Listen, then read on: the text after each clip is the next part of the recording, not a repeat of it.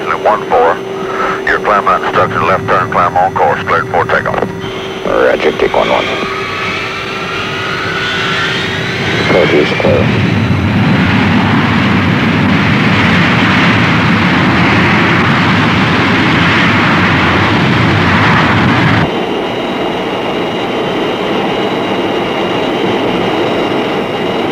Coming up on 16.5 seconds.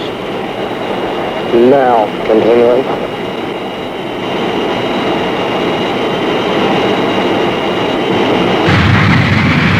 Yep, and I'm straight. Ready, now.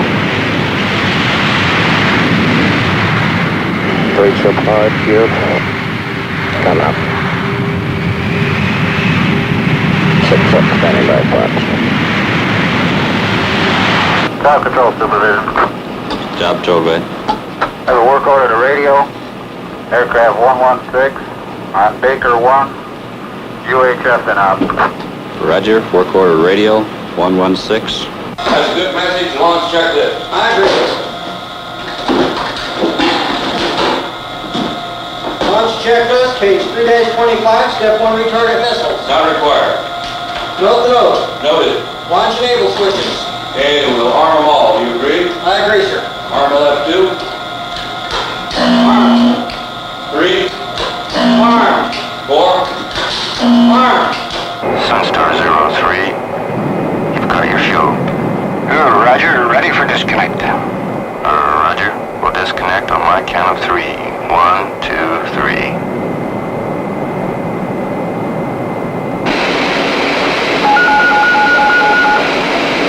Skybirds, this is Dropkick with a maintenance test of all stations. There will not be an authentication with this maintenance test. All stations acknowledge at the count of 5. 1, 2, 3, 4, 5. This is Dropkick releasing a primary alerting system.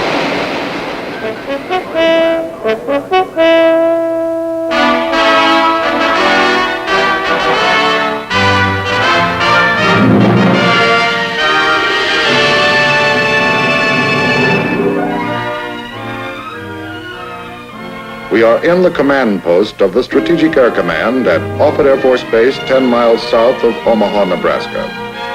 From this location, some 4 stories underground, the endless activities of SAC are precisely monitored and controlled every second of every day.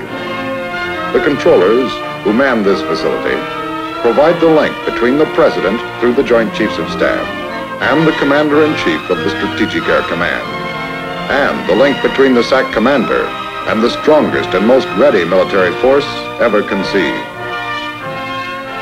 A moment ago, the duty controller pushed a button and picked up a telephone. And those 2 simple motions put him in touch with over 70 subordinate SAC command posts which supervise over 250,000 people. The strength of SAC is its people. Their every effort contributes to the success of the mission. Who they are, where they are, how they feel about their jobs is our story. A story best told by the people who live it every day.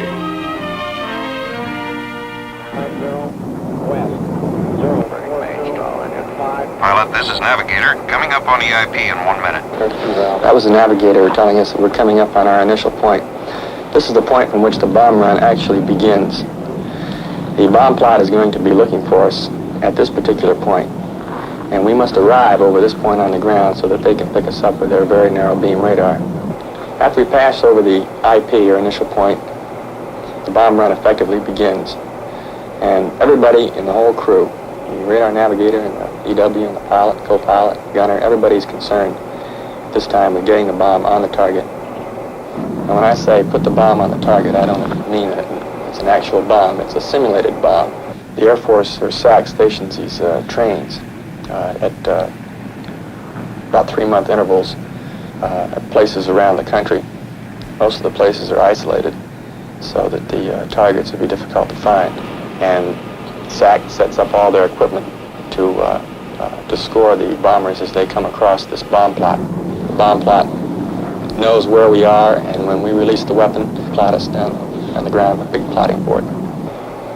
For my crew, and for most of the crews in in our wing while we fly approximately 3 sorties a month.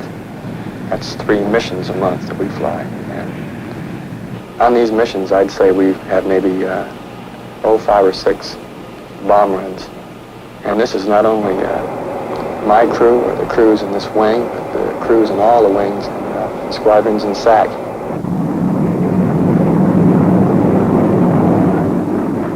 "20 seconds to go, the radar navigator actuates the tone downstairs with a switch. He turns his tone on, the bomb plot hears it, and they track us, their final track, on their big plotting board. Now, set him number 1, I get him.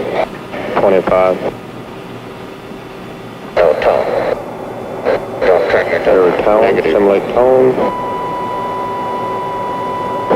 You're right in the ear right now. Roger. The guy's holding 5 left. It's okay, bomb door's coming open.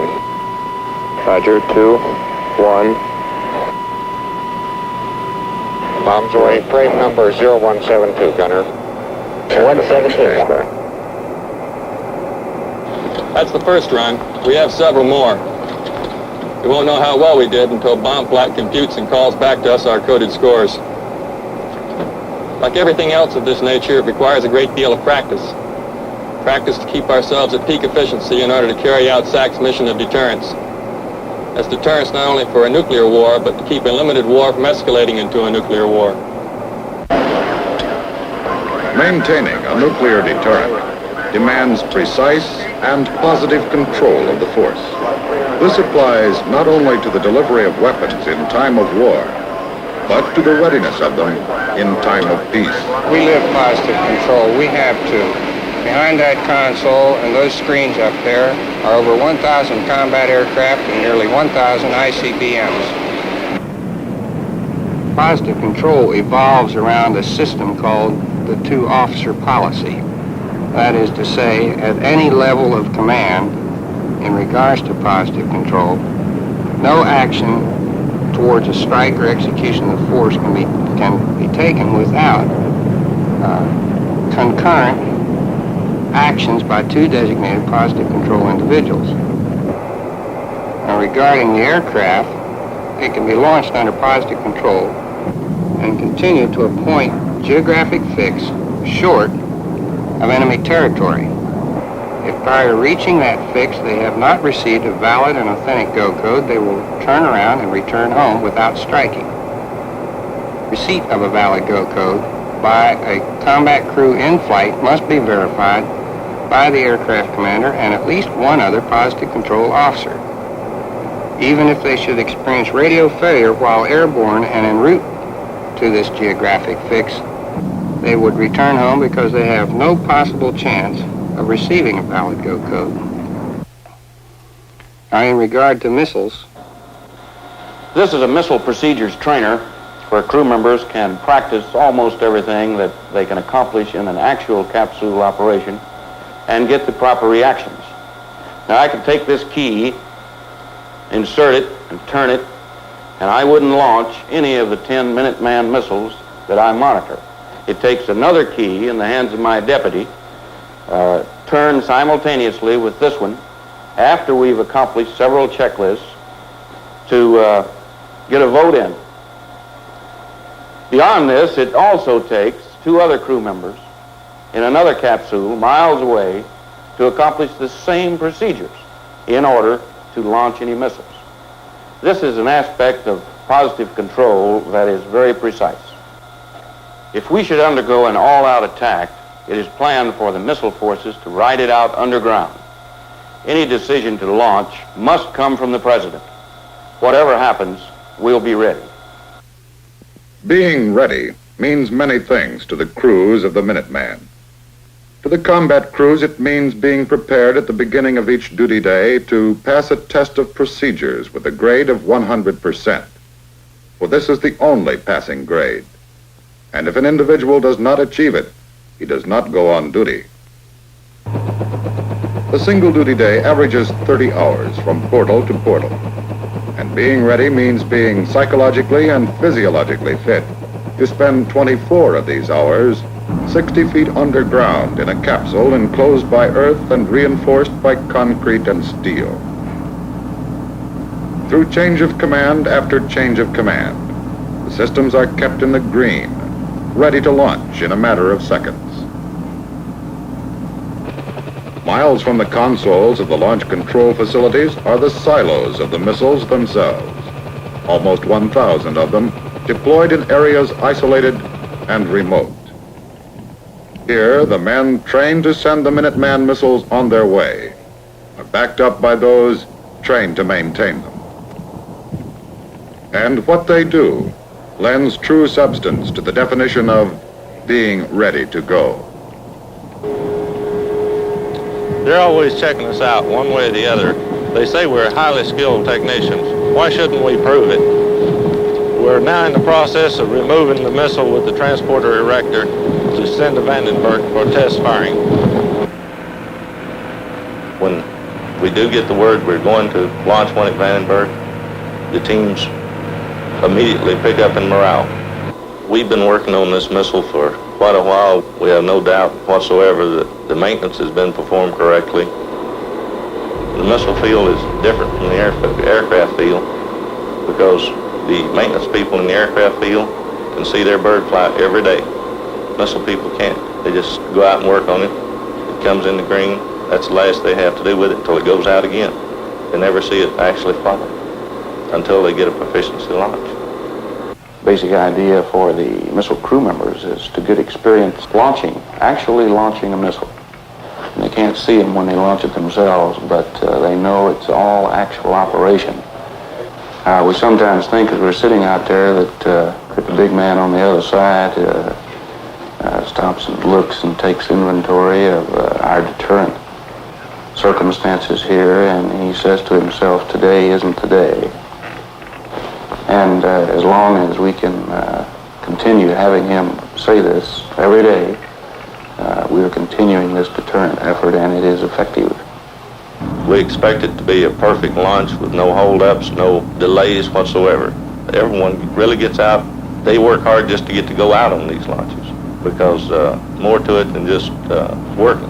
They get to see what happens. They get to see the final result of what we're all working for. This is for the peace of our nation. The order for the proficiency launch into the Air Force Western Test Range comes from the Commander-in-Chief of the Strategic Air Command through the senior controller on duty at the command post. And it comes without warning. Noted. Launch enable switches. Okay, we'll arm them all. You agree? I agree, sir. Arm the left 4. Launch enable switch is armed. Warplan select switch. Required position. Launch key. Inserted.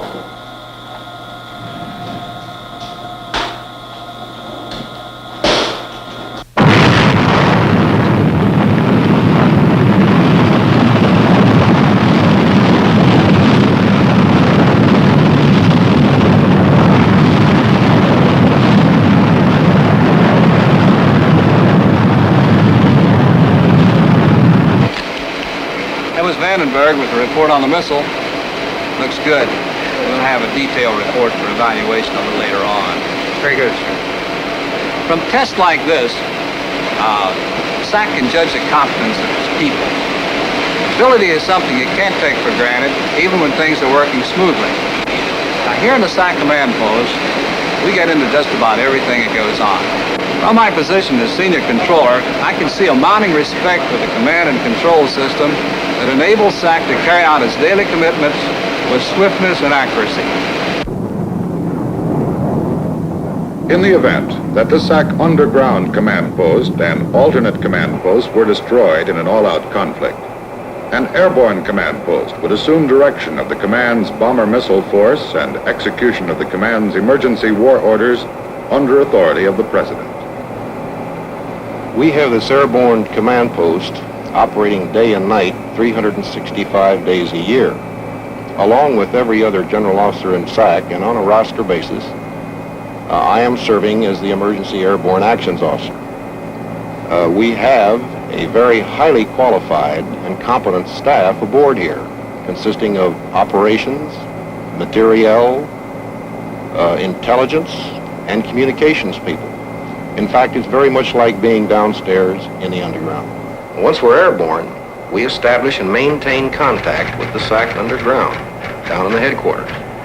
Alternate SAC command posts, the Air Force command post in Washington, and the Joint War Room in Washington. Well, certainly, having this facility at 30,000 feet gives us a further guarantee that we can launch our global force effectively in retaliation to attack. Under a single tanker management concept, SAC, with some 600 KC-135 jet stratotankers, is assigned the entire United States Air Force aerial refueling responsibility. Tankers, strategically positioned, help to maintain the deterrent power of the United States and are prepared at any time to extend the punch of its fighter and bomber forces. Global capability means getting our bombers to the target and back again. That's where air refueling comes in. That's our business. That's what we're here for. Air refueling could be a tricky business. Flying along at 500 knots, transferring up to 1,000 gallons per minute. As you can tell, this could be a bit tricky, but I feel like with our professional crews, our bomber pilots, our tanker crews, boomers, I feel like that we've taken the trick out of air refueling. When we're refueling, when you're flying up there, and of course you know what you're refueling. This has all been coordinated on the ground. You know, you're either refueling B-52 or B-58 or something like this. You know exactly what you're doing, the airspeed you're going to be flying at. And you know this man, when he's pulling back of you, has more than likely been doing this quite a while. Now, my first thoughts, when I look back there and start picking him out, you can start seeing him quite a way back, from 6 to 8 miles. And you observe him closely coming in, and a few thoughts that run through your mind like this is, well, I wonder if the co-pilot's going to be refueling today. I wonder if the pilot's going to be watching it real carefully. But you know that they are. You know this man that as he comes in there has been at the game more than likely. If he's a B-52 pilot, he's been at the game a long time. And you can watch him. You can tell as he's coming in just exactly what type receiver pilot he's going to be. If he comes in real slow, cautiously, moving in very slowly, taking his time, you know that he's thinking about the refueling, he's coordinating, he's got it on his mind. And as you observe him moving in closely, of course you're all eyeballs and you're laying back there. And I know for sure that when he's moving in there, he's relying on my skill, and I'm also relying on his skill. We trust each other. We know that we're both capable, or we wouldn't be there. We refuel bombers, of course, in this business, but also on the same token, we do, I'd say right now at the present time, a greater, more business for fighters. These people, when they go overseas, of course, you know, with our global capability that we have now, when they want to move a wing, when they want to move a bunch of people in a hurry, they can rely on the KC-135, the tankers, to carry them across. But as we're on our way across there, they realize that when we reach past and get to the point of no return, that we're sort of a mother. We have a lifeblood for them. We're providing them navigation and fuel on the way over. I've had fighter pilots pull up in back of me and, well, we're glad to see you. And didn't think you'd ever get here. They know that pipe, that big iron pipe coming down there, they know that means getting there. I'm not getting there. And when you get past the point of no return, either going or coming, it's pretty nice to see that old mother hen sitting out there. In regards to the conflict in Southeast Asia that we're engaged in at the present time, of course, you know, we're busy with the B-52 and the TAG fighters at the same time. We feel like we have probably just as vital a job as theirs is, because we see the B-52 pulling in back of us loaded with bombs and armament, and we know the vitality of his mission, the very vital function he's performing, and what it means to the people on the ground over there. And the same holds true to the fighters. We catch them going and coming also. And we know that we've been right there also providing a job as vital, not as dangerous perhaps, I realize, but a job as vital as theirs, because they have to have the gas to get there back. And we realize that when we were finished with these people and they're on their way to the target, that the man on the ground there, this is more than a welcome sight to him. We know the support that the B-52 and the fighters are providing there.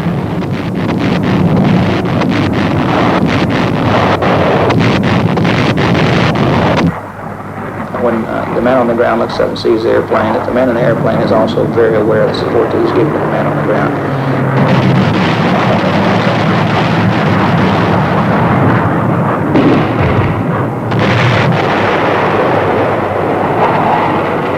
This just isn't a one-way effort here. This is everybody combined with hands clasped together to get this job done. The aircraft and crews in SAC are combat ready. But to keep crews at peak efficiency means thousands and thousands of hours of flying time every year. And this means getting the most from the aircraft. The question then, how do you keep complex aircraft from wearing out under continual use? The responsibility is in the hands of those in maintenance. Maintenance schedules are adhered to as closely as any phase of an airborne mission. It begins with a debriefing as soon as an aircraft lands. Each aircrew member reviews the entire mission in detail with the maintenance specialists. All systems that have not worked perfectly have to be fixed immediately. Maintenance control is the heart of the maintenance activity, and top airmen regulate its every beat. The system the controllers use is so thorough, so accurate, that they can tell a month in advance where each aircraft by tail number will be and what it will be doing. Because on every SAC base, a portion of its aircraft are on continuous ground alert. As part of the 50% of SAC's total bomber and tanker force, ready to react well within the warning time provided by the ballistic missile early warning system. As a result of the maintenance debriefing of this aircraft, we find we have numerous discrepancies. This aircraft has got to be on the alert pad at 0800 in the morning, and we're going to do it. Keeping the Strategic Air Command's mighty force of aircraft operationally ready isn't exactly an easy way of life. But neither is standing alert, waiting for something you don't want to happen to happen. Major hit. This concludes the briefing. Are there any questions? Sure is going to be wet when we go out to pre-flight this morning. This has been our daily alert briefing. Each day of our 7-day alert tour starts with a similar briefing. It consists of weather information, operational planning factors, and maintenance. During our 7-day alert tour, we live here in this building. We eat, sleep, and flight plan here. We're now going out to pre-flight, followed by mission planning. Alert activity, to me, is a very important thing. Of course, with our crew, we think it's very important. And we think it's important to the country for defense. And it's difficult to explain alert, because alert, to me, means mission planning, daily pre-flights, daily briefings, and a great deal of study and testing. For example, on the first day, when we come on alert, a good portion of that day, I'll say 75%, is made up of testing. Testing in the areas of launch procedures, tactics, emergency procedures, and on the mission that you're supposed to fly in the event we would have a war.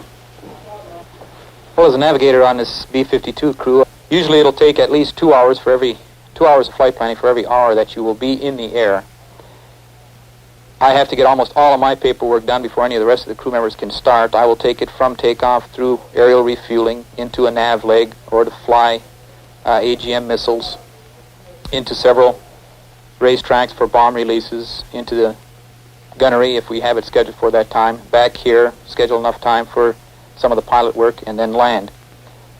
It's a personal relationship with the other crew members.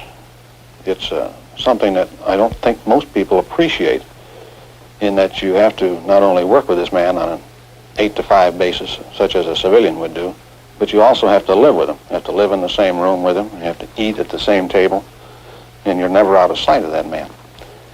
And so after a week, it's amazing to me that you don't get on each other's nerves. On alert, we all stay together as a crew, but we do have certain freedoms outside the building. The wife has to be able to accept your job. She has to be able to accept that you're going to be gone for 7 days at a time. She can come down to see you. If she remains out at the gate, you can go out and see her in a car. It's just like back in high school days, sitting in the car again. if you were to go to the BX, which our crew doesn't very often, I like to stay pretty close to the airplane. I don't like to get too far away. That involves a traffic problem.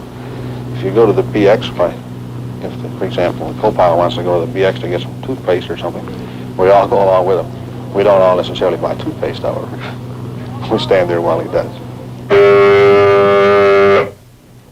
Well, if the horn blows, this creates a rush to the airplane. And because of security policy, we have to go in a group. The time requirements are such that you can't have one striker. You have to get there within a very short period of time. And the horn, to me, just scares me to death every time it blows. In fact, when they have the daily test, I jump. Even if I'm looking at my watch and knowing it's going to blow in the next 5 seconds, I jump.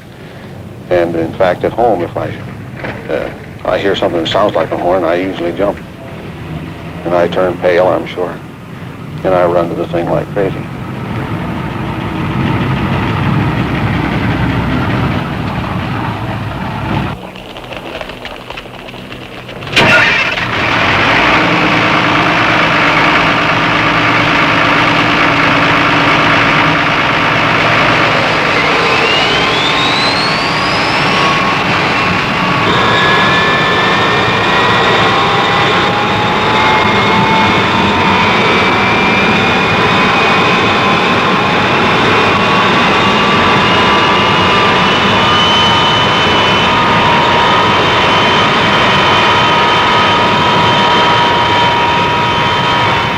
This is a test exercise.